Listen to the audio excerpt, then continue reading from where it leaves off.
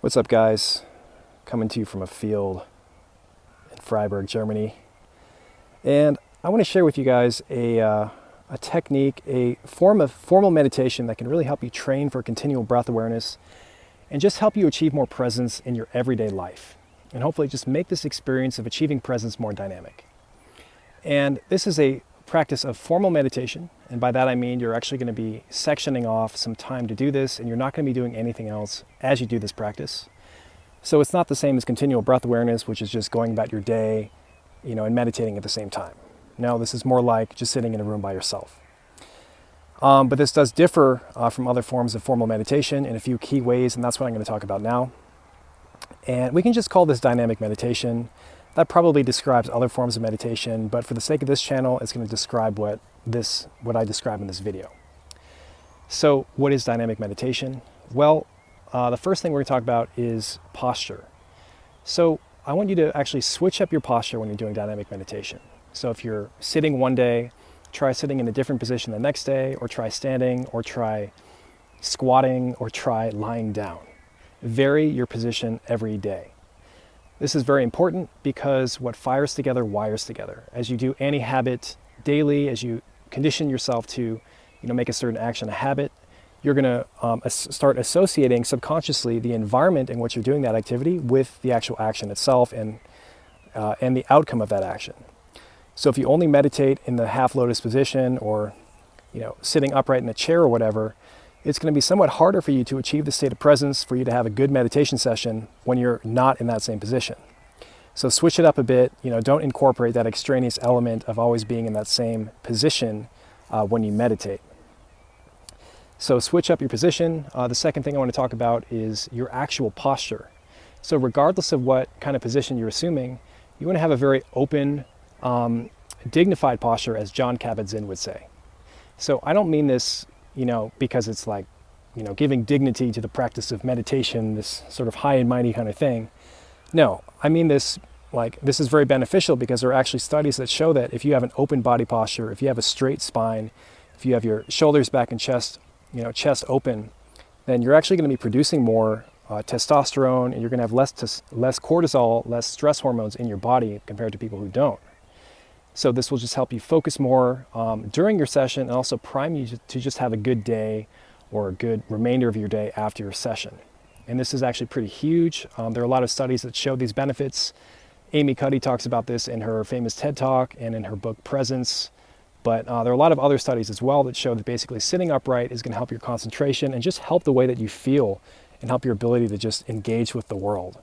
So it's true that you don't have to, be in any given position to experience presence, but why not use this to your advantage and just do it?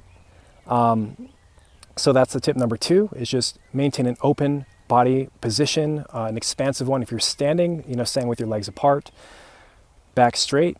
And one way I like to think about this is, if someone were to walk in on you during your meditation session, they should be like, damn, like that guy's taking it seriously. It should be slightly, somewhat intimidating for that other person, actually. And you don't really want to do this in public per se. You don't want to do this when you're doing continual breath awareness necessarily, but just really try to maintain a sort of an imposing posture, during these formal sits, and it'll really help you out. The other point I want to mention is that you should have your eyes open during dynamic meditation. This is very important. Obviously, when you start doing continual breath awareness, your eyes are going to be open all the time, at least I assume you have your eyes open during your day.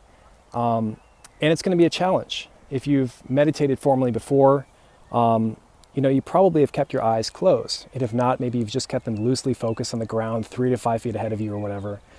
But doing this, meditating and focusing entirely on your breath or primarily on your breath with your eyes open is going to be a new experience. When we have our eyes open, usually that's where most of our awareness is. So it's going to take some retraining to kind of bring your awareness back to your breath. It feels super awkward at first, but it's actually not that hard once you get accustomed to it. And you can start playing around with it. You can actually start, deliberately looking around while trying to keep your awareness on your breathing. It's going to feel weird at first, but actually you'll get better a lot sooner than you think, most likely. So keep your eyes open, and don't deliberately try to look at stuff at first. You can sort of kind of zone out of your vision and just go back to your breath at first, but you'll find that it's easier and easier as you progress.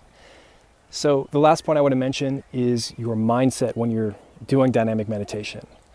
And that is to view every distraction, every sort of discomfort, everything that would kind of throw you off of a regular meditation session as something that you actually welcome and that you view as a challenge, as an opportunity to strengthen your ability to get present in different situations. So really embrace challenges. And I'm not just saying that, just to say it, but I mean really seriously, like if someone walks in, someone interrupts you, take that as an opportunity to stay with your breath during that. That's the only way you're going to get stronger, is by exposing yourself progressively to more and more challenges like that. So if you get itchy, it's true that if you bring your awareness to the place where it's itchy, it might subside, but you can try actually just bringing your hand to the place and scratching it slowly while keeping your awareness on your breathing. So all these things can be used as challenges to strengthen you further. And it makes it kind of like a game. And I'm going to do another video about the importance of viewing meditation as a game. But for now, it's just really important to have that frame when you're approaching this. It's going to be a challenge at first, but especially with that mindset, it's going to be a lot easier and you're going to have a lot more fun with it. That's pretty much it. I will, however, say that you do want to develop some basic concentration before you get into this practice. So you want to have some experience with formal seated meditation with your eyes closed, sitting in the lotus position or whatever.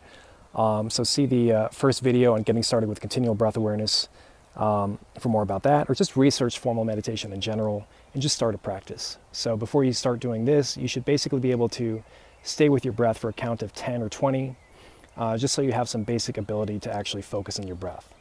Another thing that I'll add is that it's really important to really set aside time to do this, and only this. If you wake up late one day, you might say, I don't have time to do this. And you might just say like, oh, I'll just do it in the car on the way to work or school or whatever. But if you do that, it's super easy to rationalize that you're doing the activity when you're really not, especially when you're just starting out. That's, that activity is called continual breath awareness, and that's what I talk about mostly on this channel. But when you're just starting out, really make it a point to just do this practice. Don't rationalize that you can do it while you're doing other things. You probably can't, but it might feel like you can because your brain is really good at tricking you. Yeah. So just to recap, posture, switch it up. Don't condition yourself to be in the same position whenever you achieve presence. Also switch up your environment, to a limited extent. Don't really go outside or anything, but just switch up where you meditate. Keep your eyes open, increase the challenge. You can start playing around with that, making it more challenging.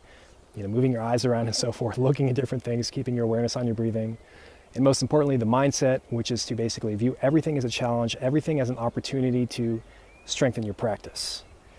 And of course, really set aside time for this. Don't just rationalize that you're doing it as you're doing other activities. You probably can't do that at first. So that's it. I hope you get some use out of this. Even if you don't do continual breath awareness after this, it's just a really great way to meditate. It can just make you think of, it'll basically give you a different view of meditation and show you what's possible. As you do this, you'll start to see that continual breath awareness is possible. It's not something that's completely unachievable as it may seem at first if you've only done, seated meditation with your eyes closed. And so doing this, you'll get some glimpses of, you'll realize that it's possible to maintain this as you do other things throughout the day. So that's it for now. Please subscribe if you haven't already and you're interested in this kind of stuff. But anyway, I'll talk to you later. Stay present. Bye now.